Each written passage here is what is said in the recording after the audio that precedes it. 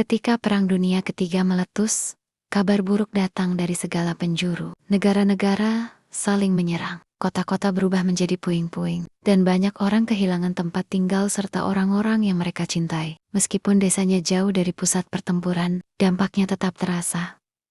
Persediaan makanan menjadi sulit didapat. Udara terasa berat karena asap dan polusi, serta rasa takut menyelimuti hati setiap orang. Arka merasa hatinya terguncang melihat apa yang terjadi. Ia berpikir, perang ini tidak menguntungkan siapapun. Semua orang menderita. Harus ada cara untuk mengakhirinya.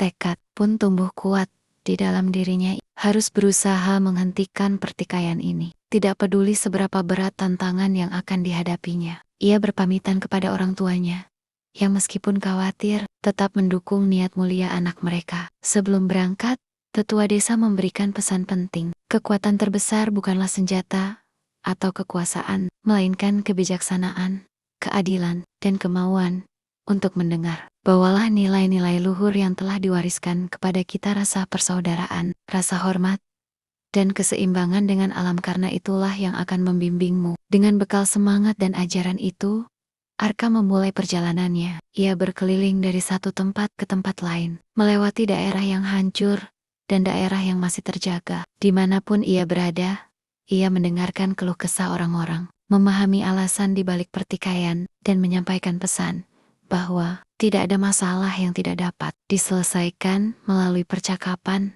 dan kesepakatan yang adil. Perjalanannya tidaklah mudah. Ia menghadapi orang-orang yang masih dipenuhi rasa dendam, serta situasi yang berbahaya di daerah pertempuran. Namun, keteguhan hatinya dan cara bicaranya yang tulus membuat banyak orang mulai memikirkannya kembali. Perlahan-lahan, pesan kedamaian yang ia sebarkan menyebar luas, menjangkau kelompok-kelompok masyarakat, pemuka masyarakat, hingga akhirnya terdengar pula oleh mereka yang memegang kekuasaan. Arka tidak berjuang dengan senjata, melainkan dengan kebenaran dan rasa kemanusiaan. Ia membantu menyusun ruang bagi pihak-pihak yang berselisih untuk duduk bersama, saling mendengarkan, dan mencari jalan keluar yang tidak merugikan siapapun. Ia mengingatkan semua orang bahwa kita semua adalah bagian dari satu umat manusia, dan bumi adalah rumah yang harus dijaga bersama. Berkat ketekunan dan semangatnya, langkah-langkah kecil